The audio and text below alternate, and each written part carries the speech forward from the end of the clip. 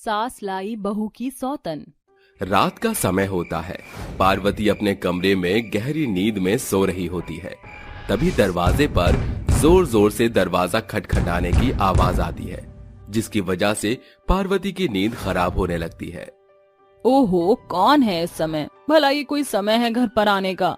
पार्वती नींद में उठना बिल्कुल नहीं चाहती थी, लेकिन तभी दरवाजा फिर से पीटने की आवाज आती है, जिसकी वजह से उसे ना चाहते हुए भी दरवाजा खोलने के लिए जाना पड़ता है। हद ही हो गई, इतनी रात को मेरा ही दरवाजा पीटने के लिए मिला था। जैसे ही पार्वती दरवाजा खोलती है, दरवाजे पर उसका बेटा राहुल एक लड़की के साथ खड़ा होता है, जिसे देखकर पार्वती राहुल से कहती है, अरे राहुल, ये क्या? इतनी रात के समय तू अमेरिका से वापस लौटा है? और ये अमेरिका की गोरी मैडम तेरे साथ क्या कर रही है? कहीं ये अपना घर छोड़कर तेरे साथ भागकर तो नहीं आ गई? अरे नहीं नहीं, जेनी मेरे साथ भागकर नहीं आई, मैं ही उसे भगा कर लाया हूँ। हे भगवान, ये क्या कह रहा है तू? राहुल, ये तो एक अंग्रेज है, तू इसे भगा कर कैसे ला सकता है? अरे माँ, जेनी मेरा सच्चा प्यार है, मैं इसे बहुत प्यार करता हूँ, इसलिए हम दोनों अमेरिका से भागकर यहाँ आ गए हैं। मैं इसे वहां से भगा कर लाया हूँ और मैंने इससे शादी भी कर ली। हे भगवान, क्या मैंने तुझे ये सब करने के लिए अमेरिका भेजा था? अरे बेटा, मैंने तो तुझे पढ़ाई करने के लिए अमेरिका भेजा था, ना कि अमेरिका की गोरी भगाने के लिए। राहुल जेनी को लेकर घर में चला आता है। तभी पार्वती कहती है, अरे राहुल, ये गोरी मेरी बहू नहीं बन सकती। अरे मैं इसे क्या कहूँगी, इसे तो हिंदी भी नहीं आती। सासू माँ, मेरे को हिंदी आता है, प्रणाम सासू माँ। देखा ना आपने, संस्कार तो इसमें मैंने कूट कूट कर भरे हैं। अरे आप चिंता मत करो, ये आपकी सभी बातों को समझेगी। मैंने थोड़ी बहुत हिंदी से समझा दी है। चलो जेनी, तुम्हें अपना कमरा दिखाता हूँ। Okay darling, bye bye. Mom, good night. Rahul Jenny को अपने साथ ले जाता है। वहीं दूसरी तरफ बेचारी पार्वती सोफे पर बैठी हुई अपने मन में सोचने लगती है, हे भगवान, अब मेरा क्या होगा? मैं तो एक सुशील और संस्कारी बहू चाहती थी, लेकिन इस अंग्रेजन ने तो मेरे घर पर आकर तुरंत काबू कर लिया है। और देखो तो सही, मेरा बेटा इतना मजनू हो गया है कि सीधा उसे अपने कमरे में ले गया। मुझे ही कुछ करना होगा। अगले दिन जैसे ही सवेरा होता है, पार्वती रसोई में नाश्ता बना रही होती है। तभी जेनी वहां पहुंच जाती है और पार्वती से कहती है, good morning mom, what are you doing? अरे रे, ये सुबह सुबह मेरे ऊपर अंग्रेजी झाड़ने आ गई। अरे मेरी माँ, चली जाए यहाँ से, मुझे आराम से नाश्ता तो बनाने दे। If you agree, so I can make breakfast for you. Jenny की अंग्रेजी सुनकर पार्वती को कुछ भी समझ नहीं आता, जिसके बाद वो अपने बेटे राहुल को चिल्लाकर बुलाती है, राहुल, राहुल, कहाँ है तू? जल्दी आ। अरे इस अंग्रेजन मैडम को देख, मुझसे क्या कहे जा रही है।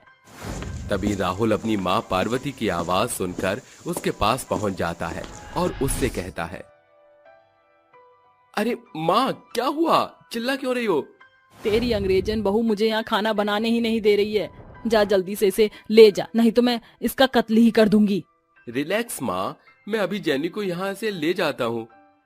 कम Jenny, mom is making breakfast right now, don't disturb my mom, and we have some time now, so we both can take shower. हाँ ओके डार्लिंग। राहुल जेनी को अपने साथ ले जाता है, जिसके बाद पार्वती अपने आप से कहती है, बहुत हुआ, मैं इसे अपने घर में और सहन नहीं कर सकती। नाश्ता बनाने के बाद पार्वती अपने घर अपनी दोस्त गायत्री की बेटी राधा को बुलाती है और उसे समझाती है, अरे बेटी, अब तुझे क्या बताऊं, मेरे बेटे के ऊपर इस अंग्रेजन चुड़ैल ने काबू कर रखा है। ये यहाँ मेरे बेटे की प्रॉपर्टी को हड़पने के लिए आई है। तू मेरा एक काम कर दे और इस अंग्रेजन मैडम से मेरे बेटे को दूर कर दे। तू अपने जाल में मेरे बेटे को फंसा ले, उसके बाद तुम दोनों की शादी कर दूंगी और तू मेरी बहू बन जाइयो। आप चिंता मत कीजिए, मैं राहुल जी को इस अंग्रेजन औरत के हाथ में फंसने नहीं दूंगी। उस दिन के बाद से राधा पार्वती के घर में ही रहने लगती है। जब भी राहुल अकेला होता या कुछ काम कर रहा होता तो राधा उसके पास चली जाती, लेकिन इस बात से जेनी को कोई फर्क नहीं पड़ता, क्योंकि अमेरिका में ये सब नॉर्मल होता है। एक दिन रात के समय राहुल छत पर टहल रहा था। तभी राधा भी छत पर पहुंच जाती है और उसे अपनी मीठी चुपड़ी बातों में फंसाने लगती है। देखिए ना, हमारा इंडिया कितना अच्छा है, सबके अंदर इतने प्रेम और भावना होती है। वहीं ये अमेरिका वाले लोग, इन्हें तो रिश्तों के बारे में कुछ पता ही नहीं होता, निभाना तो बहुत दूर की बात है। राहुल बड़े ही ध्यान से राधा की बातें सुनने लगता है। धीरे धीरे राधा जैनी के बारे में राहुल को पूरी तरह भड़का देती है और कई बार गलती खुद करके जैनी के ऊपर डाल देती है। धीरे धीरे राहुल को जैनी बहुत बुरी लगने लगती है, जिसकी वजह से उन दोनों के बीच लड़ाइयां शुरू हो जाती हैं। वहीं दूसरी तरफ एक दिन राधा राहुल को कॉफी में नशे की दवाई मिलाकर पिला देती है, जिसकी वजह से राहुल नशे में हो जाता है। जिसका फायदा उठाकर राधा उसे प्रॉपर्टी के पेपर साइन करवाने की कोशिश करती है। ये कुछ डॉक्यूमेंट हैं गरीब संस्था के लिए, गरीब लोगों की मदद करेंगे तो वो हमें दुआएं देंगे, आप इन पर साइन कर दीजिए राहुल जी। राहुल की आंखें पूरी तरह खुल नहीं पाती, जिसकी वजह से वो ठीक से पेपर पढ़ नहीं पाता। राहुल साइन करने ही वाला था कि इतने में वहां जैनी पहुंच जाती है और राहुल के हाथों से उन पेपर्स को छीनकर पढ़ने लगती है। Oh my God, it's not a donation paper. This is our property paper. जैनी तुरंत उन पेपर्स को ले जाती है और राहुल के लिए एक नींबू पानी बनाकर लाती है ताकि उसका नशा उतर सके। जैसे ही राहुल नींबू पानी पीता है, उसे थोड़ा सा होश आने लगता है, जिसके बाद वो उन पेपर्स को पढ़ता है। तभी वो अपनी माँ पार्वती को बुलाता है और राधा की सारी सच्चाई उसे बताता है, जिसे सुनने के बाद पार्वती रोने लगती है और अपने बेटे से कहती है, मुझे माफ कर दे बेटा, मैं इस अंग्रेजन बहू को अपने घर से भगाने के चक्कर में इस राधा की बच्ची को यहाँ लेकर आई थी। मुझे नहीं पता था कि ये इतनी चालाक निकलेगी, लेकिन मुझे अपनी अंग्रेजन बहू पर बहुत गर्व है। इसने आज हमें इतनी बड़ी मुसीबत से बचा लिया। अगर आज ये ना होती तो हम तो बेघर ही हो जाते। तभी जैनी वहाँ पुलिस बुला लेती है और पुलिस राधा को गिरफ्तार कर ले जाती है। ये सब देखकर पार्वती जैनी को गले से लगा लेती है। उस दिन के बाद से पार्वती जैनी को अपनी बहू मान लेती है और उसके साथ खुशी खुशी रहने लगती है। काली बहू का जादुई लहंगा। देखो भाई साहब, वैसे तो आपकी बेटी और मेरे बेटे का कोई मेल नहीं, क्योंकि एक तो इसका काला रंग, ऊपर से नैन नक्श से भी नाकाम, पर बेटी जात जानकर इसे बहू बना रही हूँ। बदले में बतौर 10 लाख का दहेज, एक 4 चक्के की कार और घर बार का साज सामान, बारातियों का स्वागत सत्कार होगा। मोहिनी के मुंह से दहेज की मांग से बेबस बाप धीना असमंजता में डाल देता है। मगर मैं बेचारा गरीब बाप दहेज का इतना दाम कहाँ से जोड़ सकूंगा? मैं कौन सा दहेज का 10 लाख अभी ही मांग रही हूँ, वो तो ब्याह के बेला की बात है। बेटी का ब्याह धीना को कर्ज के दलदल में धकेल देता है। बावजूद इसके धीना दहेज का सारा दाम नहीं जोड़ पाता। पुश्तों से लेकर सब कुछ दांव पर लगाने के बावजूद भी उसे पैसे कम पड़ते हैं। ब्याह के दिन बेटी की विदाई की बेला पर पिता कहता है, अरे समधन जी, दहेज में 2 लाख का दाम कम रह गया, बहुत जल्दी वो ही चुका दूंगा। इसके बाद बारात दुल्हन के लिए ससुराल की ओर अग्रसर होती है, जहां मोहिनी कड़वे शब्दों में कोहिना का स्वागत करते हुए कहती है, अरे ओ मेरी काली कमली कुरूपा बहू, अपने काले कदमों से गृह प्रवेश करके भीतर आ जा। जैसे ही कोहिना भीतर आती है, बिजली गुल हो जाती है। हे ईश्वर, इस कलमुही के काले मनहूस कदम पड़ते ही घर का उजियारा अंधियारे में छा गया। मोहिनी के मुंह से कड़वे बोल सुनकर कोहिना अपने मन में कहती है, हे कृष्ण कन्हैया, अपने भक्त पर कुलक्षणी का कालिक लगने से बचा लो भगवान। एकाएक पूरा घर रोशनी से उजागर होता है, मानो भगवान ने भक्त की पुकार सुन ली हो। अभी सप्ताह भर भी हुआ था कि सास का सताव शुरू हो जाता है। अरे ओ मेरी काली कलमुही बहू, शादी को सप्ताह बीत गया, अब तक तेरा बाप पैसे लेकर यहाँ पधारा क्यों नहीं? सासू माँ, कल ही मेरी बाबूजी से बात हुई थी, वो बहुत बुरे दौर से गुजर रहे हैं। अरे मैं तेरे बाप के दुखों का बखान सुनने नहीं बैठी। या तो वो दहेज का दाम चुकता करे, वरना दहेज के 2 लाख तुझे बहू से बाई बनाकर अदा करवाऊंगी। मोहिनी कोहिना को खूब खरी खोटी सुनाती है। एक सांझ दोनों माँ बेटे मिलकर कहते हैं, माँ, मैं तो कहता हूँ इस बला को उठाकर सीधे बाहर फेंक देते हैं। मानस, तू बड़ा मंदबुद्धि है। देखते जा, मैं इसे ऐसे कुत्तों की तरह काम करवाऊंगी कि ये खुद अपना रास्ता नाप लेगी। दहेज की 2 लाख के दाम के लिए मोहिनी कोहिना के कंधों पर हर एक दिन सैकड़ों कामों का बोझ बढ़ाती जाती है। अरे ओ काली स्याह, बैठी क्यों है, काम कर। माँ जी, सारा काम हो गया है, अब करने को क्या बचा है? आप जानबूझकर मेरे लिए कामों में कमी निकाल कर मुझे तंग करती हैं। इतनी ज्यादती तो कोई जानवरों के साथ भी नहीं करता। ये सुनकर मोहिनी गुस्से से भौएं चढ़ाकर कोहिना को कसाई की नाई मारती है। तभी मानस भी उस पर टूट पड़ता है। अरे मेरी माँ से जबान लड़ाने की तेरी जुर्रत कैसे हुई? मेरे घर में तुझ काली बदरा की जरूरत नहीं है। दोनों बेचारी बहू को घर से बाहर निकालकर दरवाजा बंद कर देती है। कोहिना रोते हुए एक जंगल की ओर अग्रसर होती है कि एकाएक उसके कानों में एक आवाज सुनाई देती है।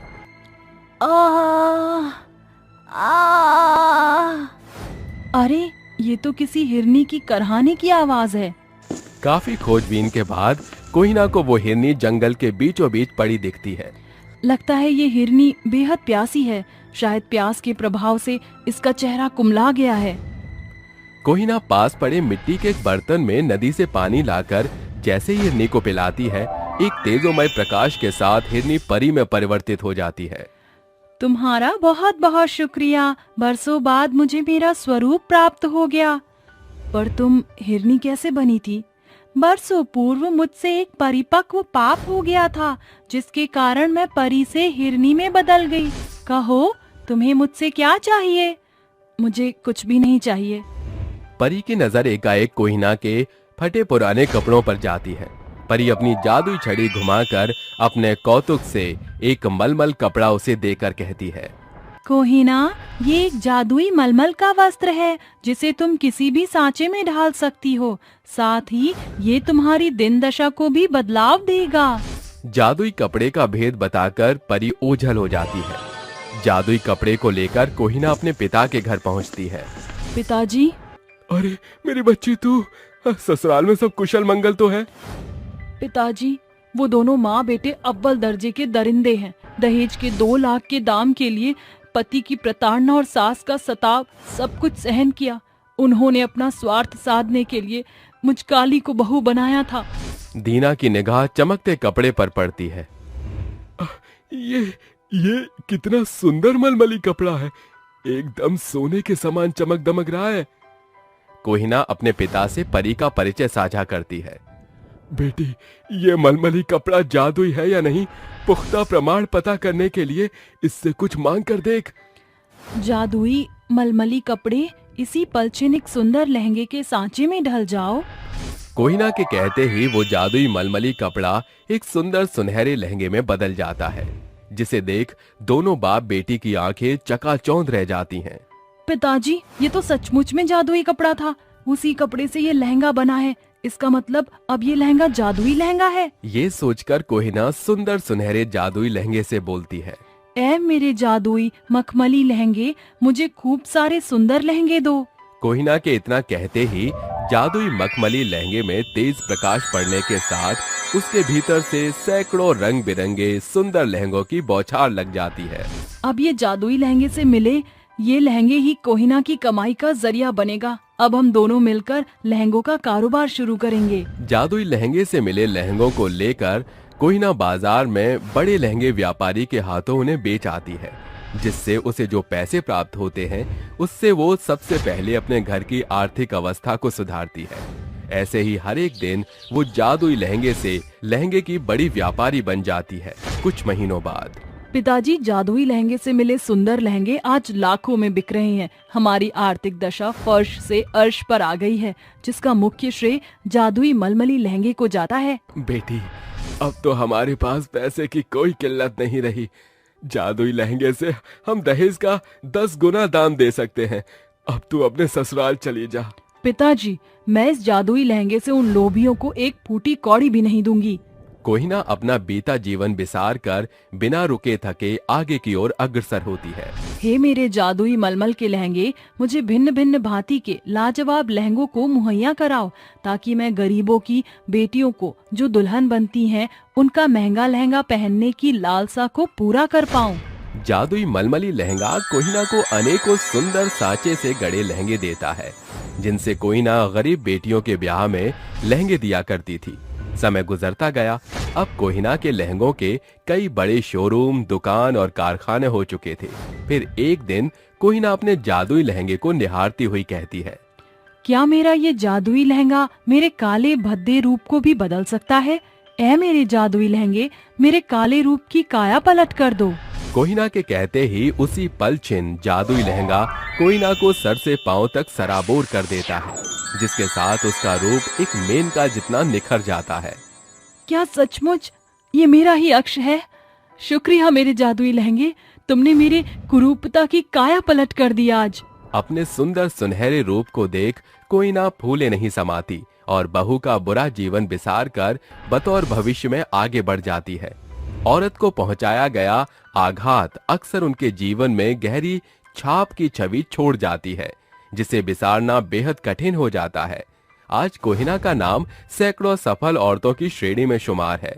स्वरूप चाहे जैसा भी हो, अगर उसे अपना साया समझकर साथ लिए चलो तो सफलता की सीढ़ियां भी आपका साथ देती हैं। अरे चल मंटू, जल्दी से मेनका में बदल कर दिखा, हाल तो जलाल तो रूप बदल दे तू। एक बड़ी भीड़ ने जादूगर अजूबे को चारों ओर से घेरे हुए था।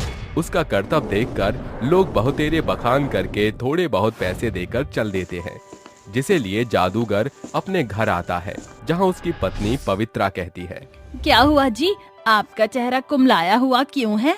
अरे पवित्रा, प्रत्येक दिन दर्शकों को अथक कौतुक करतब दिखाने के बावजूद भी ये चंद चिल्लर नसीब होते हैं।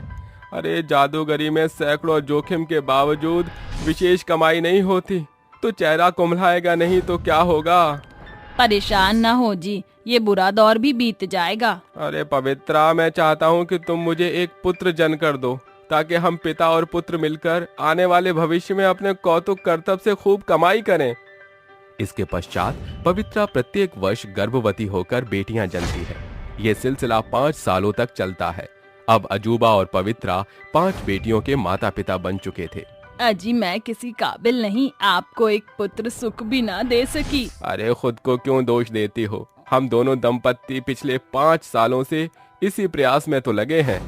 क्या पता भगवान की यही योजना हो कि मेरा भाग्य मेरी 5 बेटियों के हाथ में ही बंधा हो, इसलिए हमें पुत्र प्राप्ति न हुई हो।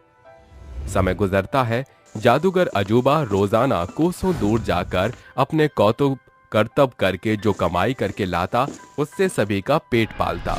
कुछ सालों बाद, अरे देखते ही देखते 5 साल का पड़ाव पार हो गया। समय दस्तक दे चुका है जब मैं अपनी बेटियों को उनके नाम के अनुसार उन्हें जादूगर की कला से अवगत कराऊं। नीरा, अग्नि, दीपिका, अनुजा, नेत्रा, अपने पिता के पास आओ बेटा। जादुई पिता की पुकार सुनकर 5 उसकी ओर अग्रसर होती हैं। अजूबा हर एक दिन सप्ताह उन्हें जादू की जानकारियां दिए चला जाता है। देखते ही देखते 5 वर्ष और पूर्ण हो जाते हैं। नीरा, तुम इस जादूगर पिता की पहलौटी संतान हो, इसलिए तुम अपने मुंह से पानी का कौतुक करतब दिखाओगी। अग्नि, तुम आग का कौतुक करतब दिखाओगी। अग्नि, ज्वाला तुम्हारा बाल भी बांका नहीं कर सकेगी। दीपिका, तुम अपने तार जैसे लंबे कद से कौतुक करतब दिखाओगी। अनुजा, तुम अपने बौने कद से दर्शकों को सर्वाधिक हर्षोल्लास से भरोगी। और नेत्रा, जिस अंधेर नगरी को भी आंख भरकर देखेगी, तुम्हारी कौतुक करतब से वो रोशनी से उजागर हो जाएगी। जाओ और जाकर 5 बहनें अपने जादुई कौतुक करतब का प्रयोग करो। 5 जादुई बहनें एक साथ निकल पड़ती हैं। अगर हम 5 बहनें इस भरे बाजार में अपना जादुई करतब दिखाएं, तो हम कई गुना ज्यादा कमाई कर सकते हैं। हाँ चलो। 5 बहनें बीच बाजार अपना जादू दिखाना शुरू करती हैं। जहाँ अग्नि आग के अंगारे, वहीं नीरा जल का झरना बन जाती है और बौनी बहन अनुजा कहती है, जादुई बहनों का खेल निराला, एक अग्नि का ज्वाला, दूजी पानी का प्याला, आओ आओ दर्शकों। देखते ही देखते जादुई बहनों का कौतुक करतब देखने के लिए भीड़ भड़ाका जमा हो जाता है। दिन भर दोपहरी में दर्शकों को जादू दिखाकर सांझ की बेला को 5 पैसे लिए घर लौटती हैं। पिताजी, हम 5 बहनों ने अपने जादुई करतब से इतने पैसों की कमाई की है।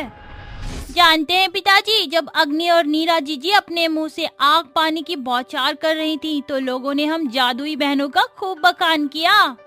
जुग जुग जियो मेरी बच्चियों, ऐसे ही अपने जादूगर पिता का नाम रोशन करना। फिर एक दिन अजूबा और पवित्रा गांव की सीमा से बाहर जा रहे थे, जहां दुर्भाग्यवश उनका देहांत हो जाता है। ये खबर सुन पांचों बहनें बोलती हैं, शायद इसी बुरे मंजर के लिए हमारे पिता ने हम बहनों को जादू का करतब सिखाया था। सभी बहनें अपने जादुई खेल करतब को पेट भरने का जरिया बना लेती हैं। एक रोज जब पांचों सड़क पर दर्शकों को जादू दिखा रही थीं, तभी वहां सुलोचना आती है। लंबी बहन छुए आसमान की तराई को, बौनी बहन करे अपनी बड़ाई खुद। क्या देखा है दर्शकों ऐसे कौतुक करतब की लड़ाई। जादुई बहनों का कारनामा देख सुलोचना अपना स्वार्थ साधते हुए सोचने लगती है, किसी तरह अगर ये कौतुक करतब दिखाने वाली जादुई बहनें मेरी बहू बन जाएं, तो मुझ बुढ़िया के बुरे दिन बदल जाएंगे और बहू बनने के बाद इनकी बागडोर मेरी बुलंदियों का कारण बनेगी। सुलोचना उनके घर का पता पता करके अगले दिन शगुन के संग उनके पास चलकर आती है। जी आप कौन? बेटी मैं तुम पांचों बहनों को अपनी बहू बनाना चाहती हूँ। तुम पांचों का सादगी स्वरूप मुझको भा गया है। मेरी बहू बनकर मेरे बेटों और मुझ बुढ़िया का भाग्य संवार दो। पांचों बहनें स्वार्थी सुलोचना के चिकनी चुपड़ी बातों में आकर शादी के लिए हामी भर देती हैं और शादी करके सुलोचना की बहू बनकर ससुराल आती हैं। 2 दिन बाद, अरे ओ मेरी जादुई बहुओं, जाओ जाकर अपनी जादुई कला से कमाई करके पैसे लाओ। मगर माँ जी, हमारे पतियों के रहते हम क्यों कमाए? सासू माँ सोचिए, जब हम बहुएं बाजार के बीच जादू का करतब दिखाएंगी तो लोग आपके बारे में बातें नहीं बनाएंगे। अरे बंद करो अपनी बकैतियाँ। तुम पांचों बहनों को इसलिए बहू बनाया था मैंने ताकि घर बार चले। अब निकलो और सांझ की बेला से पहले मत आना। पांचों बहनें बतियाते हुए बाजार की ओर अग्रसर होती हैं। सोचा था ब्याह के बाद हम बहनों को बाजार के बीच करतब करने फिर नहीं जाना होगा। जी तो करता है अपनी जादुई जुबान की ज्वाला से स्वार्थी सास को फूंक दूं। शायद हम पांचों बहनों के भाग्य में जादू का करतब करके ही पेट पालना लिखा है। पांचों बहनों की निगाह एक चौरस पत्थर पर पड़ती है, जिस पर खड़ी होकर वो अपना जादुई कारनामा करने लगती है। अग्नि के मुंह से आग निकलती तो नीरा जल का सोता बहाती। बौनी और लंबी बहनें लाजवाब बार बार लंबी छोटी होकर लोगों का दिल बहलाकर मिले पैसे लिए घर आती हैं। ये लीजिए सासू माँ, हम बहनों के जादुई करतब से आज कुल मिलाकर इतनी कमाई हुई है। शाबाश मेरी सर्वगुणी बहुओं, ऐसे ही जिन्न का जादू करते रहो। समय गुजरता है। पांचों बहुएं प्रत्येक दिन दोपहरी बीच बाजार सड़क स्थलों पर अपने जादुई कौतुक करतब से कमाई करके सांझ को पैसे सुलोचना को देती। एक सांझ जब वो पांचों घर लौटती हैं, तो उनके घर के इर्द गिर्द लोगों की बड़ी भीड़ खड़ी होती है। उनका घर आग से धू धू कर रहा होता है। कब से हम तुम पांचों पतोहू के राह निहारत रहे बिटिया, जाने कैसे तुम्हारे घर में आग लगी। तुम पांचों का परिवार अंदर आग से जंग लड़त है। अरे झुमके, आग की लपटें बढ़ती देखकर तो लग रहा है कि सुलोचना और उसके सपूत का अंग भंग होकर अस्थियों में बदल गया होगा। एकाएक आग को चीरती हुई सुलोचना की बुलंद चीख बहुओं को सुनाई देती है। बहू बचाओ बचाओ। शायद इसी पलछन के लिए हम पांचों ने जादू सीखा। अग्नि, जल्दी से जाकर दरवाजा तोड़ो। दीपिका, अपना कद बढ़ाकर मुझे अपनी हथेली पर उठाओ। और नेत्रा, तुम मेरी आंखें बनोगी। अपनी रोशनी से अंदर की इस रात की बढ़ती बेला को सवेरा कर दो, ताकि हमारा काम आसान हो। आंखें बने मेरा बसेरा, सांझ से हो जाए सवेरा। नेत्रा के जादू से सांझ की बेला सवेरे में बदल जाती है। आग को तारती बघाड़ती बहू अग्नि दरवाजा तोड़ती है, जिसके बाद दीपिका नीरा को अपने हाथ पर उठाकर लंबी होती है। जैसे खड़ा है गांव में खंबा, हो जाए मेरा कद लंबा। ये कहते ही दीपिका का कद एकाएक लंबा हो जाता है। फिर नीरा कहती है, हो जाए मेरा मुख जलधार, जल की करूं बदरा बौछार। नीरा का मुंह जल का सोता बनकर बरसने लगता है। सुलोचना अपने बेटों समेत सुरक्षित बाहर निकल आती है। सारा घर ध्वस्त हो गया, अब हम कहाँ जाएंगे। माँ जी, हम बहुओं के मायके का पड़ाव पास ही है। सुलोचना अपने बेटे बहुओं के साथ उनके पिता के पुराने घर आती है। अरे बहू, ये घर तो अंधेर नगरी बन गई है। नेत्रा अपने आंखों के जादू से पूरे घर में रोशनी भर देती है। पांचों बहुएं अपनी सास की सेवा बड़ी करती हैं। कुछ दिन बाद सासू माँ सप्ताह भर हो चला है, हम पांचों बहुएं जादू दिखाने जा रही हैं, सांझ तक आ जाएंगी। बहुओं, अपनी स्वार्थी सास को माफ कर दो। अब तुम्हें कहीं जाकर कर्तव्य करने की जरूरत नहीं। तुम्हारे पति को अपनी जिम्मेदारी का पाला पड़ गया है। अब मेरी बहुएं सिर्फ ससुराल की बागडोर संजोएंगी। ये सुनकर पांचों बहुओं के चेहरे चमक उठते हैं और वो अपने ससुराल में सुकून से रहने लगती हैं। अरे बहू, समय हो गया है, जल्दी चल, नहीं तो मुनीम हमें काम पर नहीं रखेगा। बस माँ जी, खाने के लिए थोड़ा सा खाना पैक कर रही थी, नहीं तो पूरी दोपहरी हमें गर्मी में ही काम करना पड़ता। चलिए अब चलते हैं। उर्मिला और करिश्मा दोनों गांव के मुखिया की जमीन पर मजदूरी करने का काम करा करती थीं। मुखिया की जमीन पर गांव के कई गरीब लोग मजदूरी करके पैसा कमाया करते थे, जिसकी वजह से वो अपने रोजमर्रा की जिंदगी चला लेते थे। अरे चलो चलो, सब काम पर लग जाओ, कोई भी खाली नहीं देखना चाहिए। चलो बहू, तुम खुदाई करो, मैं यहाँ से मिट्टी उठाकर फेंकाऊंगी। ठीक है माँ जी, जैसा आप कहती हो वैसा ही करते हैं। करिश्मा इतना कहते ही खुदाई करना शुरू कर देती है, जिसके बाद उर्मिला तसले में मिट्टियां उठा उठाकर फेंक आती है। बहू, कुछ ही समय में इन सभी जमीनों पर खेती बाड़ी होनी शुरू हो जाएगी। उसके बाद हमें पैसों के साथ साथ अनाज भी मिल जाया करेगा। हाँ माँ जी, आप सही कहती हो, इतनी मेहनत का कभी न कभी तो फल जरूर मिलेगा। दोनों सास बहू मुखिया की जमीन पर काम करने लगती हैं। देखते ही देखते सुबह से शाम हो जाती है और वो पूरे दिन मजदूरी करने के बाद मुनीम के पास जाती हैं और उनसे अपनी दिहाड़ी मांगते हुए कहती हैं। हमने अपने आज का काम पूरा कर लिया है मुनीम जी, हमें आज की दिहाड़ी दे दीजिए। अरे अरे, तुम दोनों लेट हो गई हो। आने में अगर तुम थोड़ी देर पहले आ जाती तो तुम्हें पैसे मिल जाते, लेकिन अब मेरे पास पैसे खत्म हो गए हैं। अब तो कल ही तुम्हें पैसे मिलेंगे। लेकिन अब हम रात को क्या खाएंगे? हमारे घर में एक दाना तक नहीं है। अरे तो मुझे क्या बता रही हो, इसमें मेरा क्या कसूर है, हा? मैं इसमें तुम्हारी कोई मदद नहीं कर सकता। अब जाओ यहाँ से, चली जाओ यहाँ से। कल जब दिहाड़ी करने आओगी तो तुम्हें तुम्हारे पूरे पैसे मिल जाएंगे। इतना कहकर मुनीम वहां से चला जाता है। बेचारी उर्मिला और करिश्मा बहुत ज्यादा परेशान हो जाती है। उन दोनों को कुछ भी समझ नहीं आता।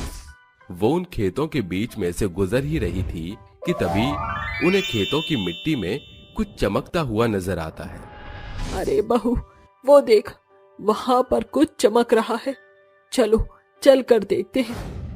लेकिन माँ जी, ऐसे मुखिया के खेतों में घुसना ठीक होगा? कहीं वो हमें इस बात की सजा ना दे दे। ये बात तो तुमने बिल्कुल सही कही है, लेकिन इस वक्त यहाँ पर कोई नहीं है और कोई आएगा भी नहीं। चलो चलते हैं। करिश्मा और उर्मिला मुखिया के खेत में घुस जाती हैं और उस चमकीली चीज को खोजना शुरू कर देती हैं। खोदते खोदते उस जमीन के अंदर से एक बहुत बड़ी मशीन निकलती है। अरे वाह, क्या बात है! क्या सच में ये एक मशीन है? लेकिन देखो माँ जी, इसके ऊपर तो नोट छपा हुआ है। लेकिन ये मशीन है किस चीज की? चलो इसे अपने घर लेकर चलते हैं, उसके बाद इसके बारे में सोचेंगे। दोनों सास बहू उस मशीन को अपने घर ले आती हैं, जिसके बाद मशीन के ऊपर एक नोट छपा हुआ देख करिश्मा अपनी सास उर्मिला से कहती है। माँ जी, मुझे तो लगता है कि ये एक नोट छापने की मशीन है। क्या कहा?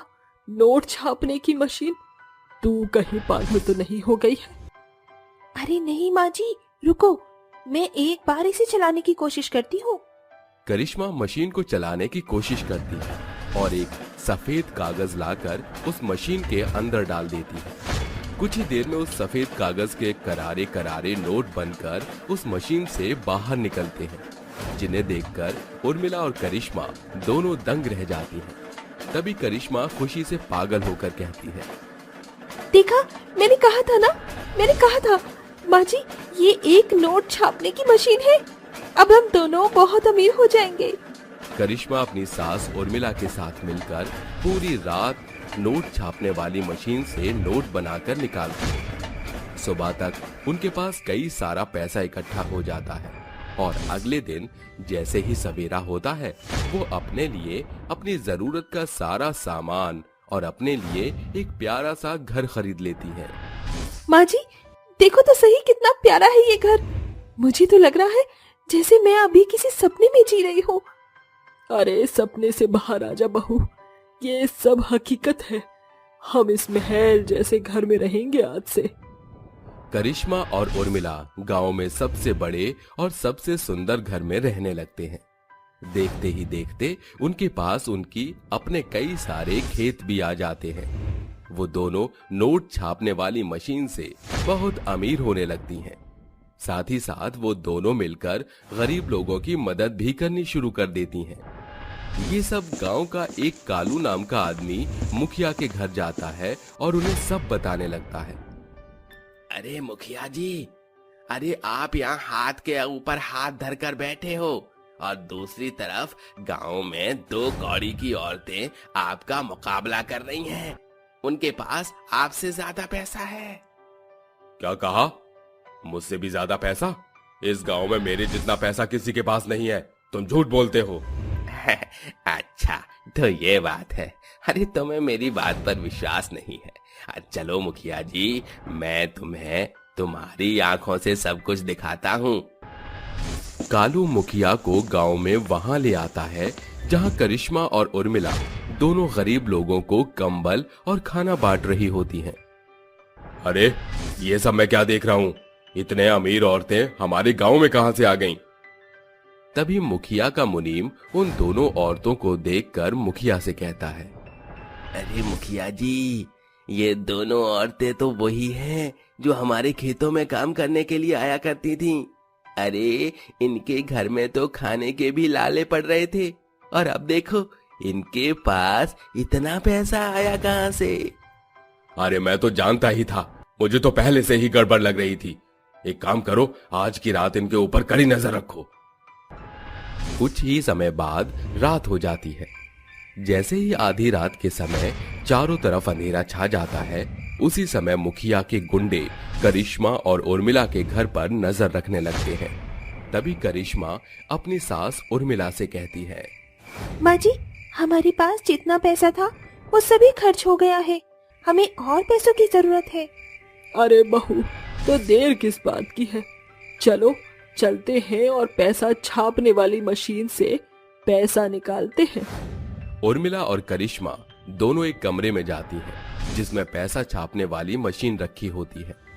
करिश्मा उस मशीन में कागज डालती है, जिससे मशीन के अंदर से करारे करारे नोट बनकर निकल आते हैं। हाय हाय हाय, क्या बात है! कितने करारे करारे नोट हैं। हमारी तो किस्मत ही चमक गई। सही कहती हूँ माँ जी, अब हमारी तो किस्मत के साथ साथ लॉटरी भी खुल गई। हमें कभी कोई दिक्कत नहीं होगी। अगले दिन जैसे ही सवेरा होता है, उर्मिला और करिश्मा दोनों उन पैसों से अपना खुद का कारोबार करना शुरू कर देती हैं। और वहीं दूसरी तरफ मुखिया के गुंडे मुखिया को पैसा छापने वाली मशीन के बारे में बताते। अरे मुखिया जी, उन दोनों के पास तो पैसा छापने वाली मशीन है। जब उन दोनों के पास पैसा छापने वाली मशीन है, तो आपके पास क्यों नहीं है? अरे मैं तो कहता हूँ उनसे छीन लो। अरे अगर मैंने ऐसा किया तो पूरे गांव में मेरी बदनामी हो जाएगी। इसलिए तुम लोग रात के समय उस मशीन को चोरी करके मेरे पास लेकर आना। जैसे ही रात होती है, मुखिया के सभी गुंडे किसी न किसी तरह करिश्मा और उर्मिला के घर में घुस जाते हैं और पैसा छापने वाली मशीन वहां तक पहुंच जाते हैं। आखिरकार मैंने इस पैसा छापने वाली मशीन को ढूंढ ही लिया। जैसे ही कालू उस मशीन को उठाता है, वो मशीन अपने आप टूटकर नीचे गिर जाती है, जिसके बाद कालू उसे देखता ही रह जाता है। तभी उसके अंदर से एक देवी माँ निकलती हैं। तुम्हें क्या लगा था कि तुम इस पैसा छापने वाली मशीन से अमीर हो जाओगे? अरे इसके लिए तुम्हारी नीयत भी अच्छी होनी चाहिए। इस मशीन को वरदान मिला हुआ था कि कभी कोई अगर गलत नीयत के साथ इस मशीन को छुएगा तो ये मशीन अपने आप नष्ट हो जाएगी। अरे देवी माँ, हमें माफ कर दो, हमसे भूल हो गई। पैसों के लालच पे आकर हमने ये सब कर दिया, लेकिन आइंदा हम ऐसा कभी नहीं कुछ करेंगे। हमें आखिरी मौका दे दो देवी माँ। देवी माँ का दिल बहुत बड़ा होता है, जिसके बाद वो उन सभी को माफ कर देती हैं और वहां से जाने देती हैं। वहीं दूसरी तरफ करिश्मा और उर्मिला ने जो कारोबार बढ़ाया होता है, उससे उनकी आमदनी अच्छी खासी चलने लगती है और वो खुशी खुशी अपना जीवन व्यतीत करने लगती हैं। लड्डू बनाने वाली चुड़ैल सास बहू। माँ जी, मैंने सारे लड्डू बना लिए हैं, चलिए अब इन्हें दुकान पर लेकर चलते हैं। हाँ बहू, चल इन्हें लेकर चलते हैं। पहले ही हम दुकान पर जाने के लिए काफी लेट हो गए हैं, अब तक तो हमें दुकान खोल देनी चाहिए थी। दोनों सास बहू गांव में जाकर अपनी मिठाई की दुकान खोल देती हैं। पूरे गांव में उनके हाथों के बने लड्डू बहुत फेमस थे, जिसकी वजह से उनकी दुकान में बहुत भीड़ लगी रहती थी। आओ आओ आओ गांव वालों, हमारे हाथों के बने लड्डू लेकर जाओ। ऐसे लड्डू पूरे गांव में किसी की दुकान में नहीं मिलेंगे। अरे अनुराधा बहन, आखिर खोल ही ली तुमने अपनी दुकान। देखो कब से सब लाइन लगाकर आपका इंतजार कर रहे थे। सही कहती हो कांता बाई, अरे सुबह से सब इंतजार में खड़े हैं। इंतजार करवाने के लिए माफ कर दीजिए हमें। चल रूपा, सबको उनके हिसाब से लड्डू दे दे। मुझे 2 किलो। और मुझे 1 किलो दे दो।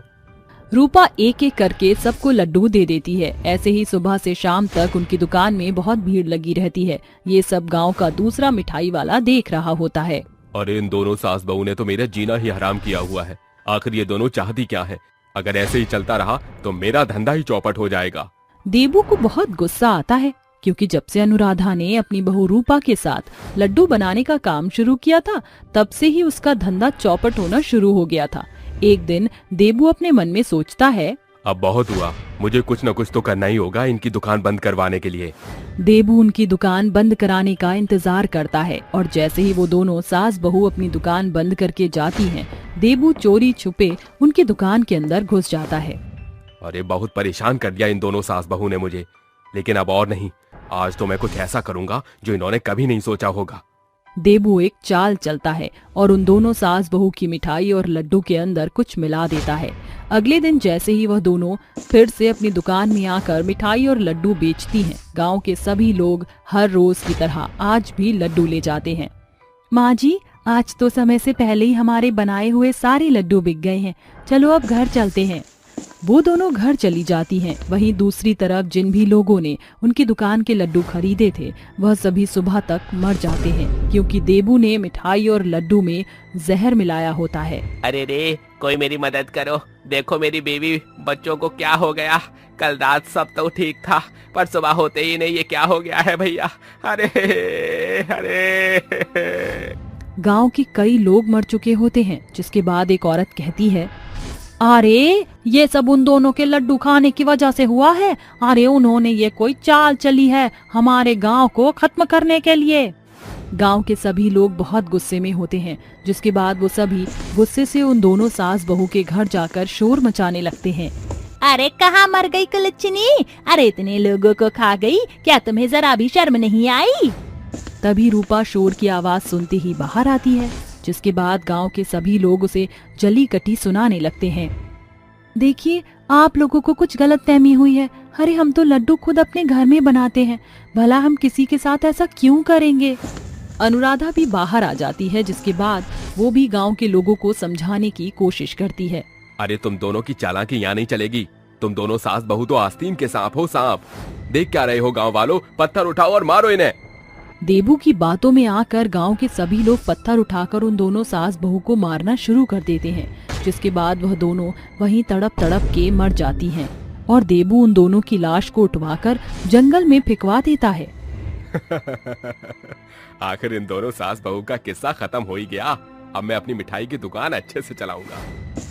ऐसा सोचकर वो वहाँ से चला जाता है। रात होते ही वह दोनों सास बहू भयानक चुड़ैल में बदल जाती हैं, जिसके बाद वो दोनों आपस में बात करती हैं।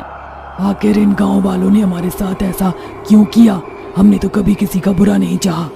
हमें इस बात का पता लगाने के लिए गांव में जाना चाहिए। वह दोनों चुड़ैल सास बहू गांव में पहुंच जाती हैं, जिसके बाद वह सबसे पहले अपनी दुकान की तरफ जाती हैं, जहां वो देबू उनकी दुकान जलाते हुए उनको दिखाई देता है। अरे ये तो देबू है, लेकिन ये हमारी दुकान क्यों जला रहा है? इस देबू के बच्चे को तो मैं अभी बताती हूँ।